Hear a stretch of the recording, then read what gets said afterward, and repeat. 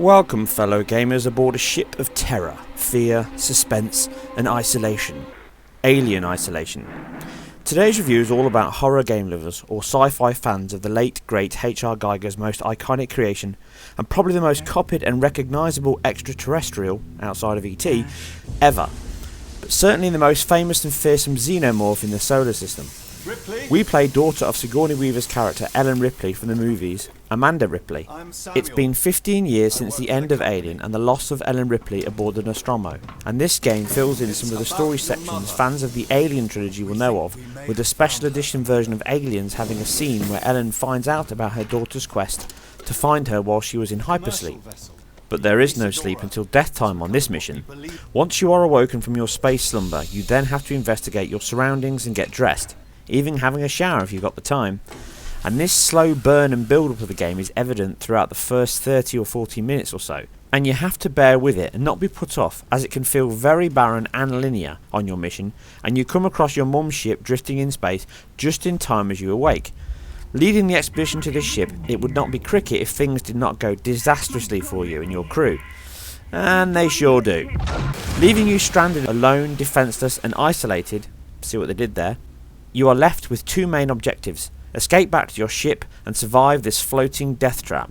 Whilst doing this, you try and find out what happened to your mum, how, why and where she disappeared to. And once through the first desolated area, you learn your basic controls and layout of the ship. Being a huge refinery tugger ship, it once housed many onboard workers, and now this is evident in the desolate areas and shops as you venture further on board. Along with the intricate attention to detail the developers have paid to the original film and source material, which is highly impressive. Floating above LV-426, the ship has all the layout and design clearly evident from the 70s futuristic view. Embedded green screen CRTs adorn the ship, allowing you to learn more of its inhabitants and other important info like key codes and sound bites. With retro leather padding, lens flare and blinking lights, the terrifying sci-fi movie atmosphere completed with volumetric lights through the grills and steam billowing all over, which is also lit from the nearby neons. And this vivid detail in all the small and large aspects of the game, like the VHS tracking line at the bottom of the map screen, is really commendable and makes this one of the most immersive and atmospheric games I have played. It captures the industrial meets futuristic feel of the original Ridley Scott movie perfectly, more than any other attempt prior. The motion tracker even buzzes through the speaker on the DS4 pad as you use it, and these little touches don't stop here. As you use the tracker, the background is blurred out using a superb depth of field effect, or DOF, and this can be flicked back and forth between the tracker itself or the background using the L1 button, allowing you to walk around with it whilst also focusing on the dangers around the next corner. The pad vibrates if it picks up on a moving object within range, and it is always reading right, no matter if inside the room or not. The sheer simplicity of this is genius, as the cinematic feel, dangerous word I know, anxiety and ambience of this really gets your heart racing as you stagger through the gloom and a blip appears that is moving toward you. Being one of the most useful tools in the game, it keeps on giving by pointing you in the general direction of your next goal. Along your journey of escape, you need to salvage scraps, gear and other assortments dotted around the ship to craft your medkits, blasting cap and other useful tools of survival. All accessible from the circle button and used when needed, and along with the save process, all this is real time, meaning the panic never stops, even for a well-deserved medkit creation.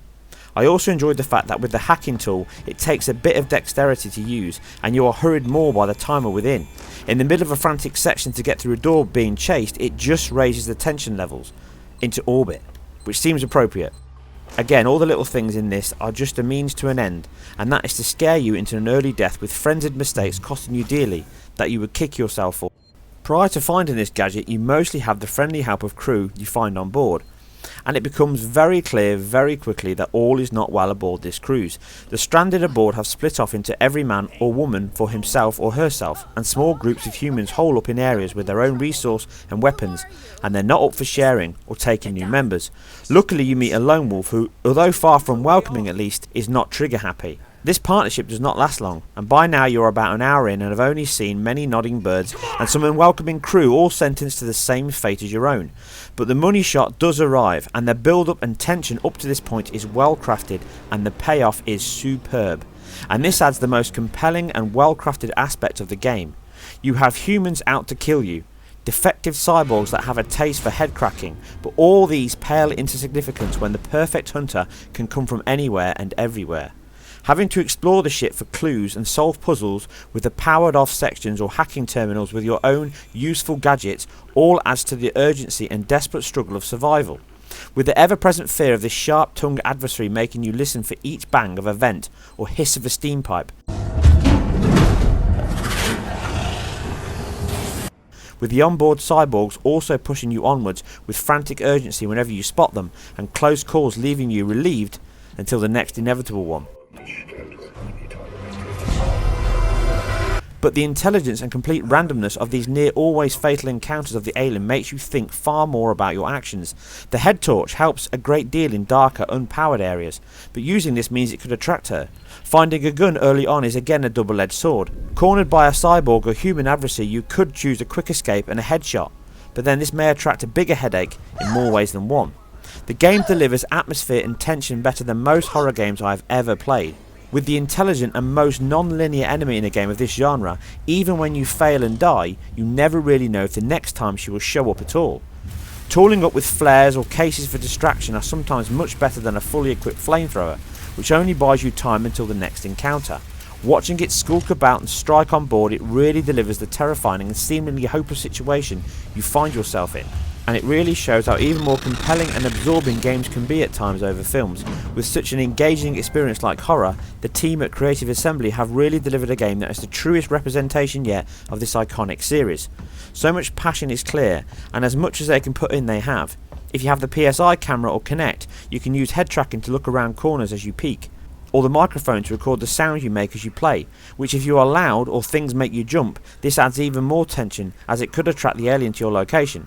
In space, no one can hear you scream, but seemingly they can in your living room. Graphically, this game is head and shoulders above anything else in the genre and is absolutely perfect for the source material, with a stunning lighting engine and volumetric smoke all throughout the game, with film grain evident in the game along with a strong but appropriate chromatic aberration, which gives again a fringed edged colour to most of the objects in the game, and it also helps improve IQ, which with this game having such a strong contrast between dark and light, it is full of light reflections across all the metallic surfaces. And this specular map highlights the strong aliasing in this game. It is a native 1080 presentation on the PS4 and it runs at 30 frames per second, but the game seems to run no AA, or at least a very weak form of anti-aliasing. But it is such a crisp image, it most certainly is not running the console mainstay of FXAA. But it actually fits well within the game and does not distract that much, as the low level lighting in the game with a plastic design 70s styling all make it feel entirely accurate. Lighting is a huge part of the game, with dynamic shadows cast all over the environment by humans, cyborgs and you know what.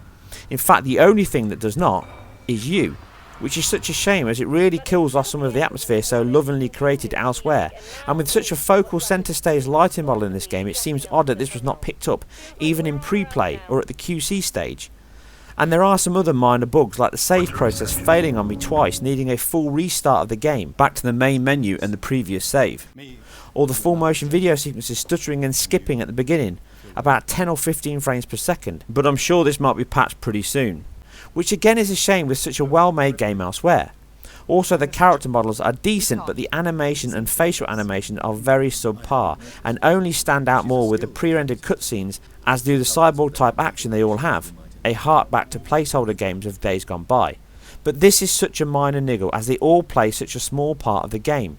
Unlike the superb depth of field effect which I mentioned earlier, which is probably one of the best implemented versions I've seen in any game, and also the amazing motion blur evident in the game, both per object and camera, and it is again a very strong and very effective method in this game that helps smooth out the frame rate and again gives it more of that cinematic CGI feel, along with other subtle touches like the subsurface scattering on Amanda's hand as she presses the button. What is not lacking is the sound design and the implementation in the game, from the majestic use of the original Jerry Goldsmith soundtrack playing out as you explore, building even more tension and impending doom as you play.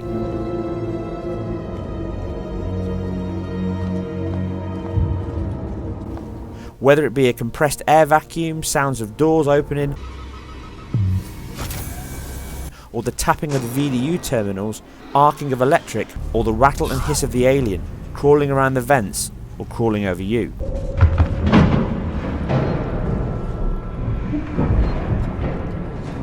They all really deliver a fearful and suspenseful experience that would be far less engaging without them, and it is not only the sound design but the delivery. With music echoing throughout the metallic corridors and occluding accurately when blocked off by walls or doors, if you can play with headphones, it only heightens the experience even more. Along with the single player, you can also get survival mode, which is basically a time trial of death and survival. How long and how far can you get through each section, avoiding or deflecting the attention of the acid bleeding villain? Add in extra challenges for completing under shortened times or not using motion sensors or other weapons. It adds additional replay value after the single player is long done and dusted. This method, like a death trap time trial, is what I played at the EGX show, and it shows off the immediate danger from the title character perfectly. But even the single player has more replay value than any of the other games in this genre, like Resident Evil or Outlast, with the exact same scenario and set piece and encounter all playing out each time. Here the dynamic conflict allows the game to feel sufficiently different in its playthroughs, even on failed retried sections on your first run through. Having racked up about 6 hours on this game myself, and I have loved every panic-filled, frantic action and entrancing minute of it.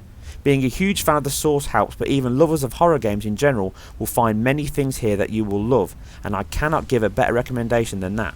If you don't like to have jump scares and slower paced victim-centered games that do not allow you to fight and conquer but rather crawl, scurry and run to survive, then this will not change your mind. But if you're after a fresh and atmospheric experience where your own heartbeat, motion tracker and torch for company, then this will serve you well. But be careful, the bitch bites.